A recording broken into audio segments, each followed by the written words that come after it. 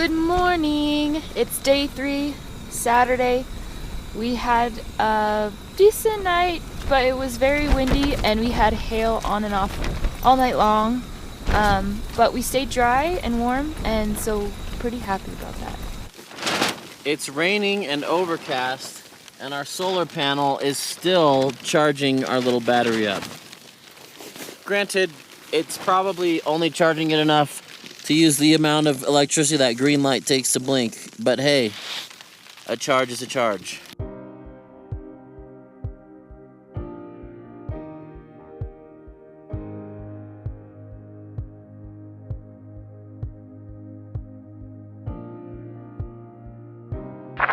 we just found some guys going the opposite direction from Salt Lake, and they said the forecast calls for 1 to 3 inches of snow tonight, which will be interesting. I think that's the first time we heard about Texas Pass. The infamous Texas Pass, yeah. And by then it started, and people would just say, "Are you guys going over Texas Pass?" And we said, "Yeah." And they said, "Oh, cool. It Good sounds luck. hard. We've never been there. It sounds Infamous scary." Pass, yeah. So from day 3, we started sweating about Texas Pass a little bit. It was the talk of Wind Rivers It that really week. was. Everybody we met on the trail was talking about it.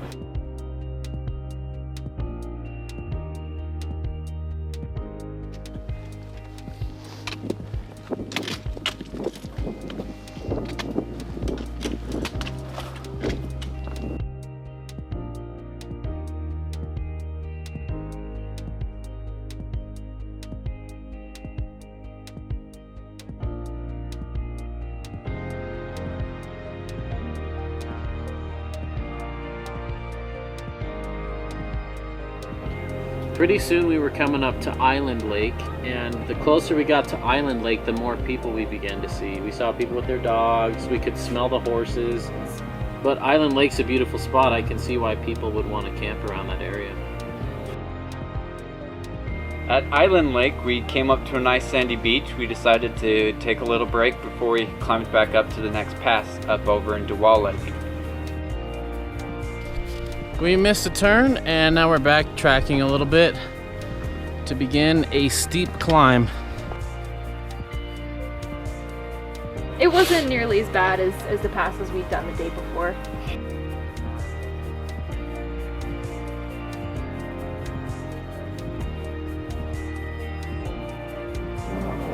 I wish we could have seen in the future. We were trying to beat a storm that was going to dump 6 inches of snow on us that night. Yeah. So we were hustling through there. I wish we'd taken a little more time and enjoyed it.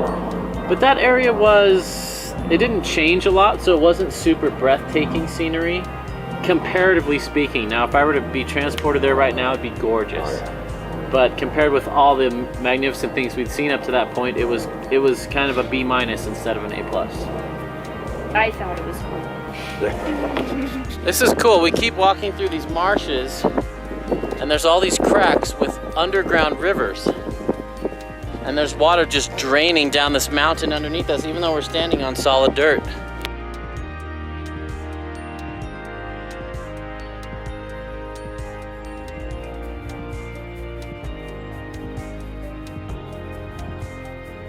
Coming down the other side, we basically dropped down the waterfall about 100 feet, kind of straight down some boulders, and then basically into a giant marsh.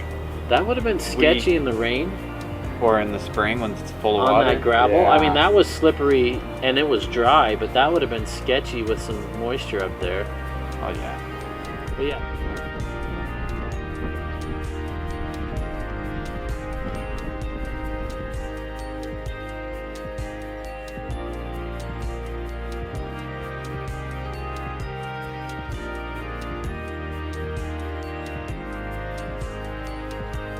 From the top viewpoint to where we're dropping off the plateau back into the valley, we could see clearly in front of us that quite a bit of the terrain in front of us is going to be very wet, and there was no trails in sight, not at all. I mean, even where we were dropping down, we couldn't find any trails.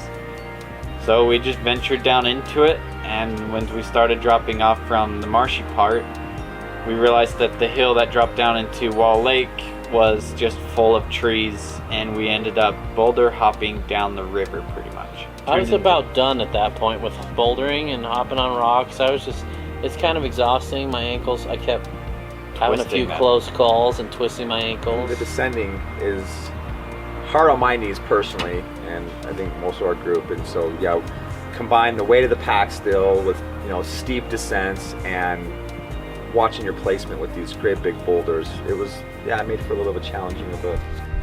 Lunchtime. I remember we had lunch and I was freezing at lunch, even with my warm clothes on. But it was a beautiful spot, but being so gray, it did feel a little bit dismal. Just got done having a little lunch, and we're gonna head down to Wall Lakes and hike through there and hopefully make it past the end of that into the tree lines and find a good campsite for tonight. After, you know, by that point we'd been in a couple days of being in a wind tunnel, and I was surprised how mentally wearing that was. And I don't mean this to complain, but it was just interesting to realize, you know, it's a rugged environment, and it can have an effect on you.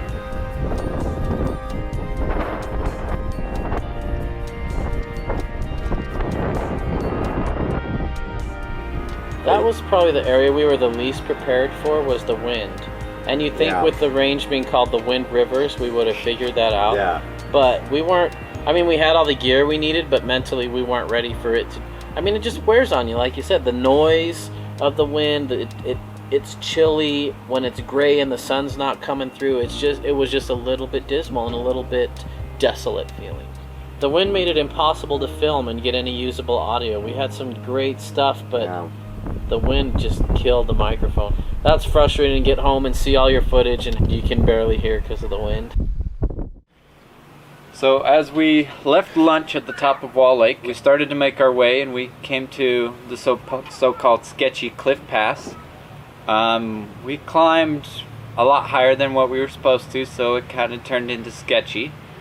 But we eventually found our way back down to the actual trail and we skirted across. It probably took us close to 2 hours to hike the length of Wall Lake. It was a lot longer than we expected. The payoff, though, was that as we reached the bottom of Wall Lake, the clouds started to part. And we had been trying to beat a storm all day that we were expecting to roll in the evening. So we were trying to beat that storm and get into camp. So it was so wonderful to reach the end of Wall Lake and have the sun break through the clouds. Not only that, we could see a storm wasn't coming. Yeah. So not only did we get the immediate sun, but we were relieved because we saw we weren't going to get slammed by a storm that night. So we had just left Wall Lake and we're dropping down into this valley to find our camp spot for the night in the tree line. Starting to hike out over into the next valley, we heard two dudes echoing is what we thought, so we yelled back and then they started screaming some name at us, so we kind of went silent and started hiking towards them, and they kind of met us on the ridge looking into the valley and back at Wall Lake. And it comes to find out one of their guys that were hiking with them, as they were going past the cliff section, got lost from the group somehow. Yeah, one guy stayed high and the other guys went low, just where we were. Yep. And they split up, and it was 4 hours later they still couldn't find their buddy. We just came across a group of two guys who lost one of their friends and brothers.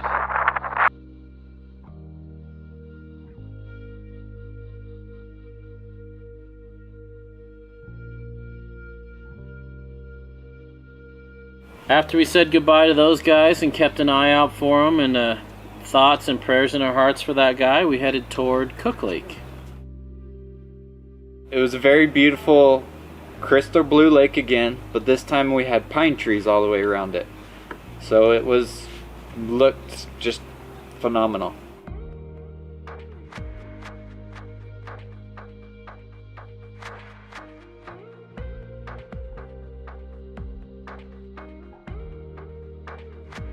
We're at the bottom of Cook Lake. We found a nice stream to filter from, so we're having dinner away from camp. We're gonna head south a little bit and set up camp. Our fellow hikers that were doing this trail a little bit quicker than us, they still haven't found their friend Judd, and we're worried about him. They've been running all over the mountains, back and forth, trying to find him, yelling out his name, and our heart goes out for them, our heart and prayers. And we have decided to never split up and take 2 different routes around the same trail, because we've been kind of doing that a little bit here and there. But man, he's got to be freaking out, and they've got to be freaking out. Hopefully he's back at camp and they head back and meet up with him and get to finish their trail.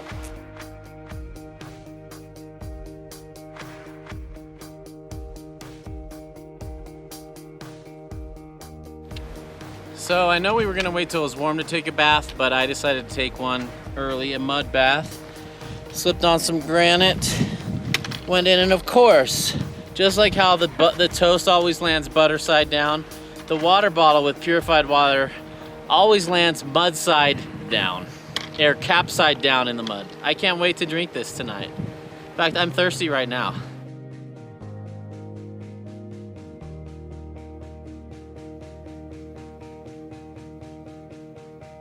Sure is pretty up here, wow. We got a campsite. It's not the most ideal campsite on the planet, but it'll do just fine, and it's a mile closer to our destination, which we like. It's nice to see some blue sky. I can't complain too much because we've lucked out because we haven't been rained on at all during the day. Every night it's rained, but during the day it's been perfect hiking weather. Breezy, even windy. About 40 to 70 degrees outside. It's just been great.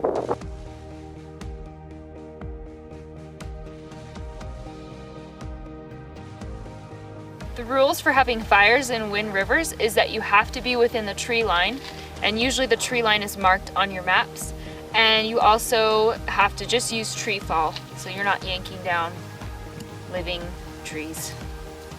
It was a morale boost though to be able to have those campfires 4 out of our 5 nights.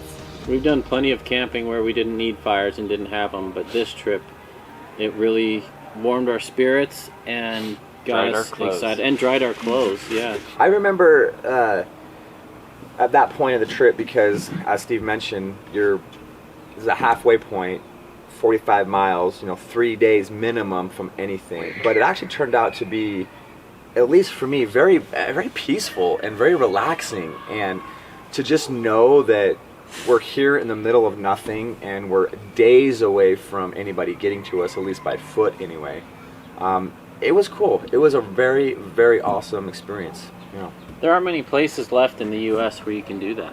No, there's not. Yeah. And the fact that it wasn't a national park, I mean, we enjoy national parks, but the fact that this isn't a national park made it even better because there weren't a million people there. Yeah. We saw almost no trash the entire trip. Yeah.